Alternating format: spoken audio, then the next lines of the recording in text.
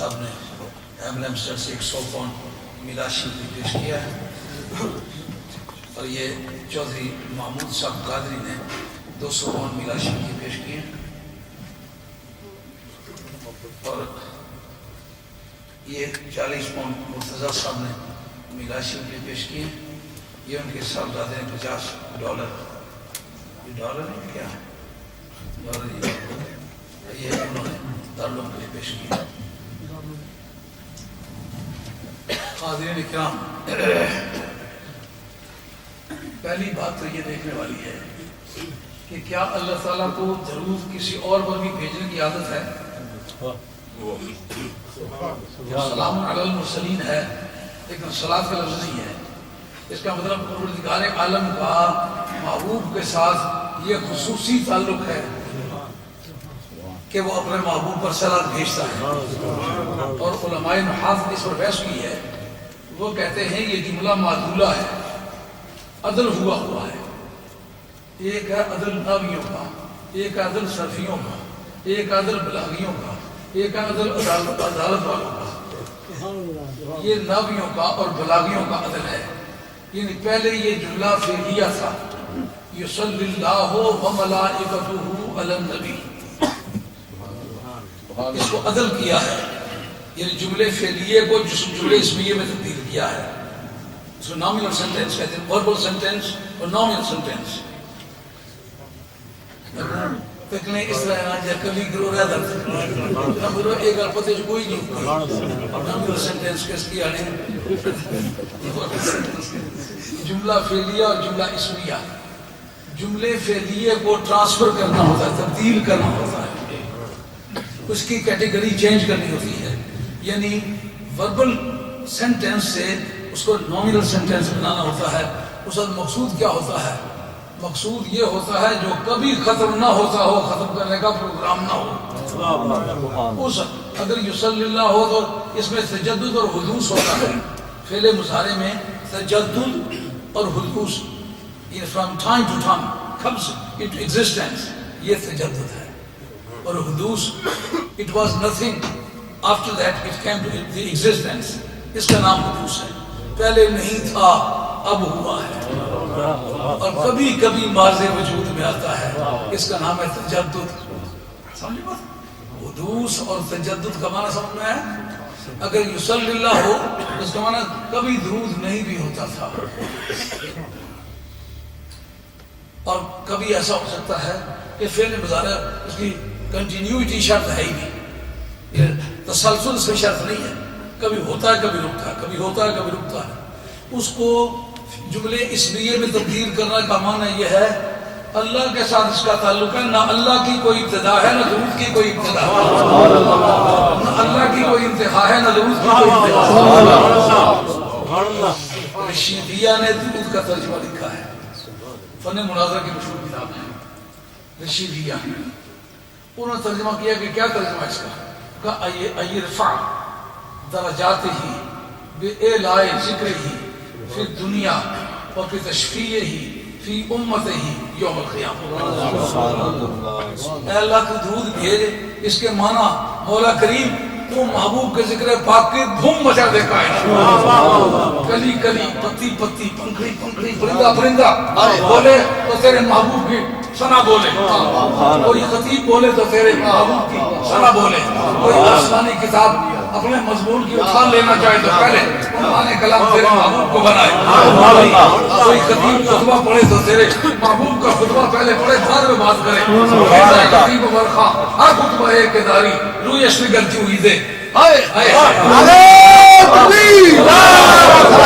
کے پتہ لگے کہ اتنے محفل ہو رہی ہے۔ نعرہ تکبیر، نعرہ رسالت، نعرہ رسالت، نعرہ رسالت، نعرہ حیدری، آسمان آیا گیا سندھو سیدہ شریف، حضرت پیر سید عبد القادر شاہ صاحب، حضرت پیر سید عبد القادر شاہ صاحب، جیوے جیوے جیوے جیوے جیوے جیوے جیوے جیوے۔ سبحان اللہ سبحان اللہ سبحان اللہ۔ پیر حسن علی سنجری چشتی کا کلام خطیب برخا کیا بات ہے چشتی صاحب کیا بات ہے اے خطیب برخواہ اور خطبہ کے داری اور خطبہ کے داری رویش نگر ابرو نماز گاہے رویش نگر چوہیدے ابرو نماز گاہے اے خطیب اٹھو اٹھو اور جو سا خطبہ تمہیں یاد ہے وہ پڑھو عید کا یاد ہے تو پڑھو استسقاء کا یاد ہے تو پڑھو جمعے کا یاد ہے تو پڑھو نکاح کا یاد ہے تو پڑھو پرخیز ہے خطیب برخواہ اور خطبہ کے داری یشنی کر چکی دے یشنی کر چکی دے وہ سہنا منظر ہوا ہوگا جب خواجہ نظام الدین اولیاء رحمۃ اللہ علیہ کی بارگاہ میں میر حسن علی سنجری بیٹھے ہوں گے امیر خسرو دہلوی بیٹھے ہوں گے اس وقت کہہ رہے ہوں گے خیز اور خطبہ کے داری خطیب صاحب اٹھو جون سا بھی کوئی خطبہ یاد ہے پڑھو کیوں خطبے کے لیے جگہ بھی چاہیے ہوتی ہے وقت بھی چاہیے ہوتا ہے کہتا ہے رویشنی گھر چکی دے عید کا نام کیوں لیا آج جمعے کے خطبے میں گا بگا کوئی جاتا ہے لیکن عید والے دن ہر دن بازی بھی عید کے لیے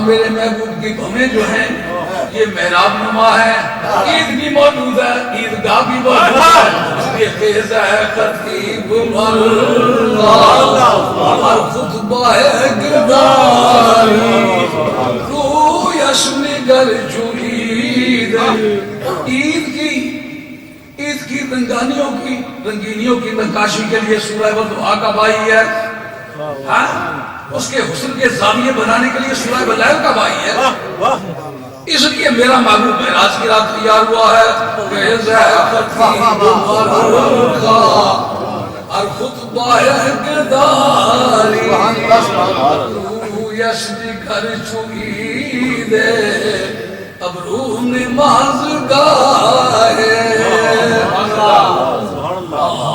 کیسا کتنا بڑا ہجوم ہے 70,000 ملائکہ گردا گرد اس پر رات کو تھوڑی سی گفتگو ہوئی تھی حضور کو لے جانا مراد تھا 70,000 ملائکہ کیوں آئے قانون ضرورت کے تحت آئے قانون ضرورت کے تحت نہیں ہے قانون تعظیم کے تحت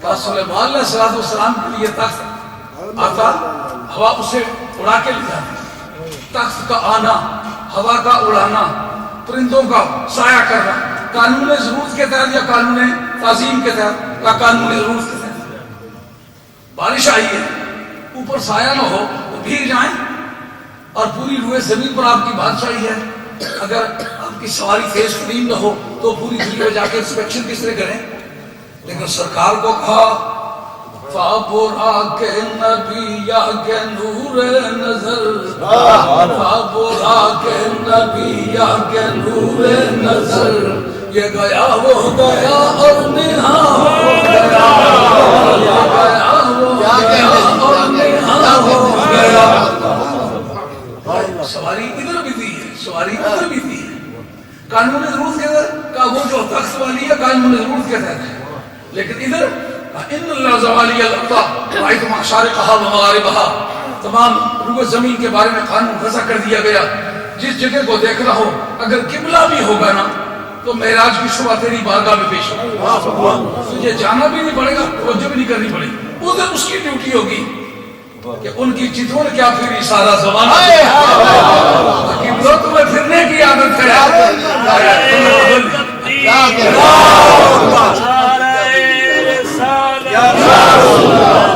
حضور مفکر اسلام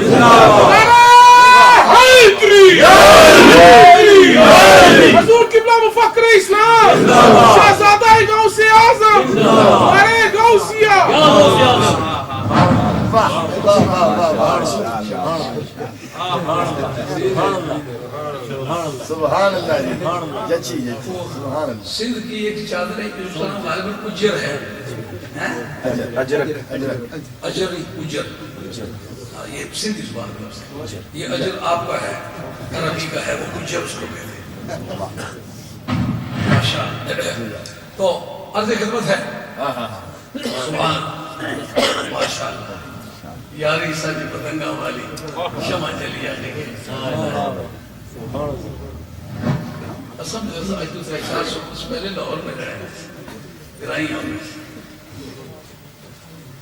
میں شاہ چراغ لاہوری کے اولاد میں سے ہوں محلہ پیر گیلانیہ جو ہے ہمارے خاندان کا محلہ ہے ہم یہاں سے آئے انڈی ہمارا آنا محلہ پیر گیلانیہ سے ہوا ہے جو انہوں نے مرشی گیٹ ہے نا وہ ہمارے خاندان کا محلہ عرض کر رہا تھا کہ حضرت سلیمان علیہ السلام کو بھی سواری ملی حضور علیہ السلام کو بھی سواری ملی لیکن سواری کی نوعیت کیا ہے وہ قانون ضرورت کے تحت ہے سرکار کی سواری قانون تعظیم کے تحت ہے کیوں کہ یہ فیصلہ کر دیا گیا ہے کہ یہ زمین کی ڈیوٹی ہے ان اللہ زوالی الارض رایت مشارقہا و مغاربہا یہ زمین کی ڈیوٹی ہے جس کو دیکھنا جو وہ اس کے میرے دربار میں آئے میری جو ہے سلیمان علیہ السلام میں جو جائیں گے جا کر دیکھیں گے میرے مقابلے میں زمین کی ڈیوٹی ہے زمین اٹھ کے آئے گی معراج کی صبح کو بیت المقدس میں اٹھ کے آیا کہ نہیں آیا اور بخاری شریف کے مترجم ہے 11 لوگوں کو دھول کی سوجی ان کا غیب جانتے تو آیا کیوں ہے جب آیا ابو لہب کو نظر آیا ابو جہل کو نظر آیا عتبہ کو نظر آیا شیبہ کو نظر آیا جتنے بھی دشمنان تین سو کو نظر آیا کیوں نہیں نظر آیا وہاں آگے بھی غیب میں ہی رہا دیکھا اسی نے جو غیب جانتا تھا جو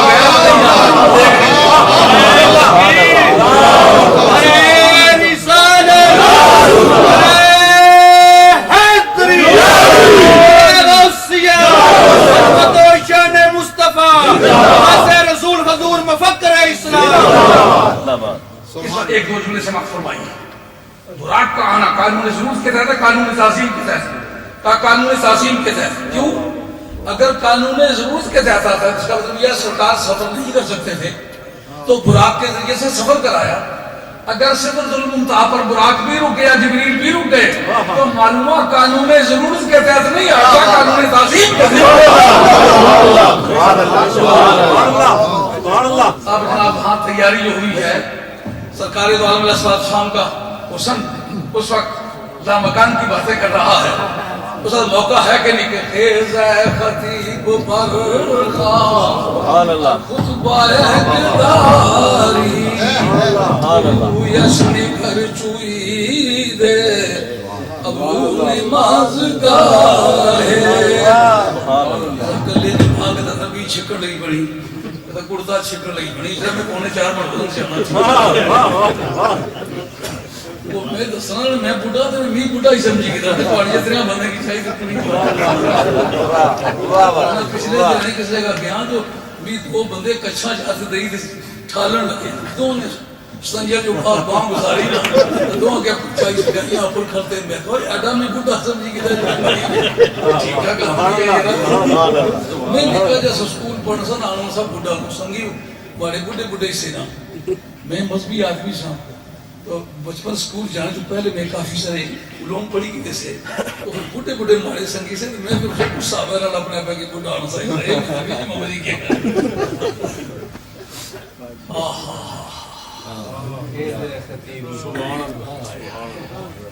میری ابھی بالکل آپ سا بڑا طلاق ہے کوئی ذرا مجھے یاد کرانے کی ضرورت اس سے پہلے چل رہی تھی کہ ذکر محمد مصطفیٰ علیہ السلام کا ترجمہ کیا درود شریف ایرفع درجاتہ بإعلاء ذکرہ فی الدنیا و بتشفیعہ فی امتہ یوم القیامہ اے میرے پروردگار میں سرکار پر درود پڑھتا اس کا معنی کیا بنتا ہے تیری بارگاہ میں درخواست کرتا ہوں کہ تو سرکار کے ذکر پاک کی دھوم مچا دے ہر خطبہ ہر تقریر تیرے محبوب کے نام سے شروع ہو آسمان کی کتابیں شروع تو تیرے محبوب کے نام سے ہو لکھا صاحب مستدرک نے امام حاکم نے کہ پوری سورہ بضحیٰ یہ تورات کے اندر موجود ہے اور پوری سورہ بلہ تورات کے اندر موجود ہے کیسے میں نے تورات کا مطالعہ کیا امام حاکم لکھتے ہیں مطالعہ کیا تو مجھے یہ نہ لگے کہ میں قرآن پڑھ رہا ہوں یا تورات پڑھ رہا ہوں زبان کی جدائی کا مجھے ضرور احساس ہو، لیکن میں سمجھنے لگا کہ اب میں سرکار کی بارگاہ میں کھڑا ہوں. سرکار کی زلفے تابدار کے قصے بڑے پرانے چلے آ رہے ہیں. میں واللہل پڑھنے لگا بے خودی میں واللہل پڑھنے لگا بے خودی میں تیری زلف کا ماجرا کہتے کہتے تیری زلف کا ماجرا کہتے کہتے. جبریل امین آج معراج کی رات ہے، جو سا خطبہ یاد ہے پڑھو. آگے بیت المقدس میں گئے، اے انبیاء و مرسلین. حضرت ابراہیم علیہ السلام خطیب الانبیاء ہیں. آپ خیز اے خطیب برخاں اور خطبہ اقداری. پہلے جتنے آپ نے خطبے پڑھے ہیں پھر دیکھے کہ پڑھے ہیں، اب دیکھنے کے بھی مزے لو اور خطبے بھی پڑھے. سدرۃ المنتہا پر پہنچے، دیکھا کہ آج راستے میں رک رہے. کہا یہ ممبر نو پایا، آسمان کے نو پایا ممبر کے خطیب، اس سے پیشتر تو تم نے کبھی یہ منظر نہیں دیکھا کہ یہاں سے کوئی آگے جا رہا ہو. خطیب برخاں اور خطبہ اقداری رویش نگر چوئی دے اب روم مازگاہ ہے. علماء کرام کے چہروں پر ایک علامت کا مجھے احساس ہو رہا ہے کہ مضمون آ کے پرانا ہو رہا ہے. نہیں پرانا نہیں ہو رہا. سبحان اللہ. حضرت علامہ بدر الدین عینی نے البناء فی شرح الہدایہ اور کتاب النکاح کے مقدمے میں لکھا ہے سب سے پہلا خطبہ جو پڑھا گیا ہے وہ حضرت آدم علیہ السلام کے نکاح کا خطبہ پڑھا گیا. وہ خطبہ کس کا تھا؟ کا مدینے والی سرکار کا تھا. آج دو انسان مل بیٹھنے لگے گا خیز ہے خطیب برخاں اور خطبہ اقداری رویش نگر چوئی دے اب روم بازگاہ ہے. جو خدا کا بھی منکر ہے بیگم کا منکر نہیں. ایسا یوں رکب چلی ہوئے ایک بڑی سانگیاں سانگ لایا نا ایک کانا بھولا بچ بیٹھا ہے. اس نے کہا اچھو وہ دسائیں ادھا اتھا ادھا کر کوئی گئے.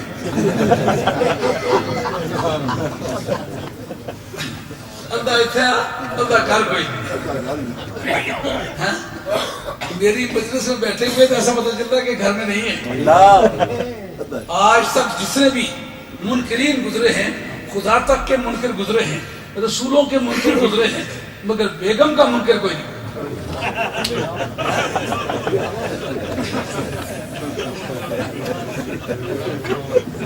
اب جتنے آسمانی دین ہیں جس وقت ان کا باہمی رشتہ قائم کیا جانے لگا تو لکھا ہے اس پر حضرت امام درخانی نے.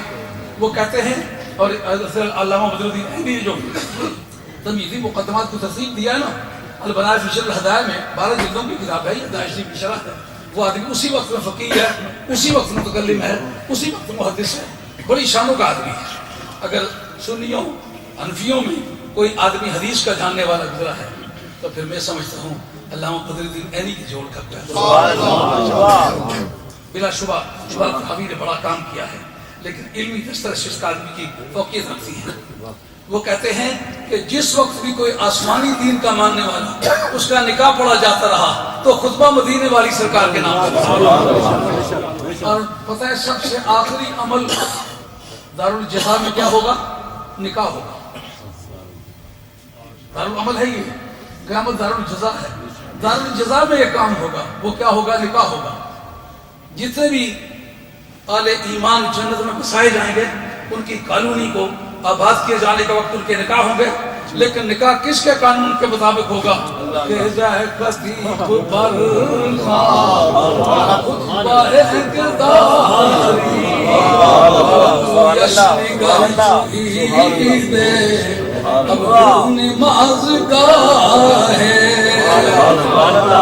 امام نصفی رحمۃ اللہ علیہ نے سورہ طٰہٰ کے بعد ایک بحث لکھی ہے. ان کا کیا جنت میں قرآن مجید کی تلاوت ہوگی؟ اچھا نہیں ہوگی. مجھے مشہور ہے نا کہ ایک ایک آیت پڑھتا جا اور ایک ایک درجہ چڑھتا جا، وہ تلاوت کی غرض سے نہیں ہوگا، اور وہ ایک ہی مرتبہ کی تلاوت مطلب ہمیشہ ہوتی رہے گی۔ ایک مرتبہ جس درجے پہ چڑھ گیا تو تلاوت ہمارے روزانہ کیا کرے۔ کافر جنت میں جب تلاوت نہیں ہوگی تو کیا عقیدہ رکھنا چاہیے؟ بالکل ہی نہیں ہوگی۔ کہ اور چیزوں کی تلاوت نہیں ہوگی لیکن دو صورتوں کی تلاوت ہوگی، ایک سورہ طٰہٰ کی ہوگی اور ایک سورہ یاسین کی۔ سورہ طٰہٰ کی کیوں ہوگی، سورہ یاسین کی کیوں ہوگی؟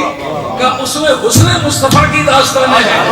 اس وقت خدا بندی ان کو للکار کے کہہ رہی ہوگی کہ اگر بدلہ نہیں دوں گا تو کم از کم تمہیں لذت تو محسوس ہوگی۔ اس لیے تلذذ کی غرض سے ان دو صورتوں کو وہ خیز ہے خطیب خطبہ کرداری یشتی کر چکی دے اب روح نماز گاہ اب روح نماز گاہ اب روح نماز گاہ۔ کیا میری بات؟ کب جب جزا نہیں ملے گی تو کریں کیوں؟ اس پر ایک عقیدے کی بحث ہے کہ کیا انبیاء و مرسلین علیہ السلام جو قبروں میں عبادت کرتے ہیں اور یہ اللہ جو قبروں میں عبادت کرتے ہیں، بعض جگہوں میں جنازوں میں شرکتوں کی پائی گئی ہے، بعض جگہ سرکار کا امامت کرنا پایا گیا ہے۔ شاہ ولی اللہ صاحب محدث دہلوی جس حد وہ سرکار کی کوئی شان بیان کرتے ہیں اپنے مطلب کی ٹرائی کرتے ہیں میری بزرگی کا بھی کوئی پہلو بیچ میں آ جائے۔ وہ کہتے ہیں میں مدینہ طیبہ گیا، سرکار کو دیکھا کہ قبر میں بھی ہیں باہر بھی ہیں، جدھر میں فضا میں دیکھتا ہوں تو پوری فضا بھری ہوئی ہے۔ اس وقت میں سمجھ گیا جو سرکار دو عالم السلام کے بارے میں مشہور ہے، مختلف موقعوں پر ایک ہی وقت میں لوگوں نے سرکار کو امامت کرتے ہوئے پایا، وہ اسی قبیلے کی چیز ہے۔ اس کا مطلب وہاں سرکار کو حاضر ناظر مانے وہاں مجھے بھی مانے کہ میں کشف قبول رکھتا تھا اور میرے اوپر اس طرح کے مشاہدات ضرور ہوئی۔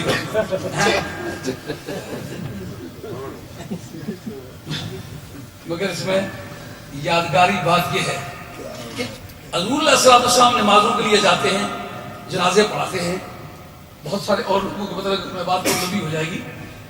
پڑھانا، سرکار کا جنازہ پڑھانا، امامت کرانا ثابت ہے مختلف مقامات پر۔ تو جب دنیا سے چلے گئے، یا جیسا کہ مسلم شریف کے حدیث ہے، نبی کریم علیہ السلام کہتے ہیں مررت علی قبر موسیٰ وہو قائم یصلی فی قبرہ، موسیٰ علیہ السلام کی قبر کے پاس سے گزرا، دیکھا کہ وہ سرخ ٹیلے کے پاس تھی، وہاں کھڑے نماز پڑھ رہے تھے۔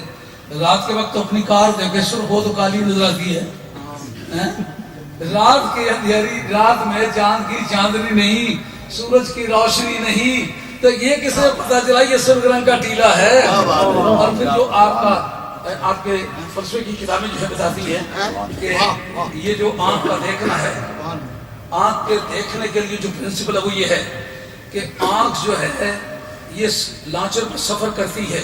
کس لانچر پہ؟ اجسام سیکلیہ کے لانچر پہ۔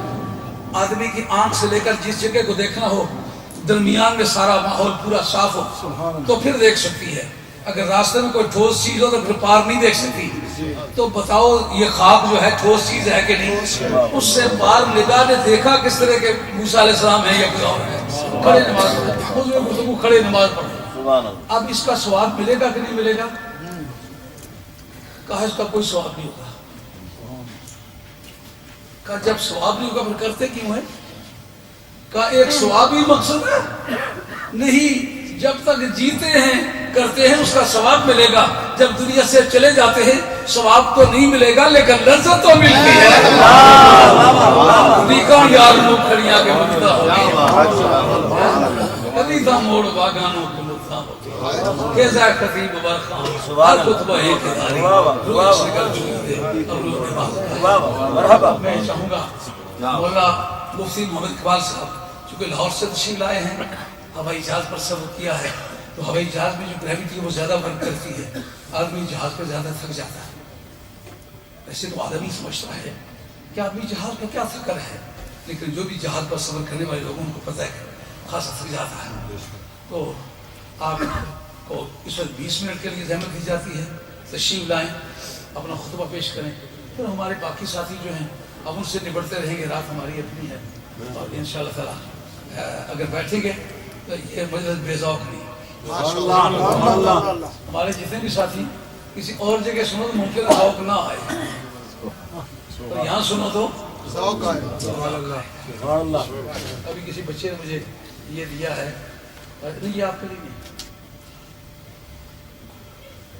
کہ نور کے کیا معنی ہے, میلاد النبی کے کیا معنی ہے, اور 11ویں شب کے کیا معنی ہے, لیکن یہ مفتی صاحب کے بعد میں ذکر کروں گا سبحان اللہ. کیونکہ یہ ان کی ضرورت کی چیز نہیں ہے.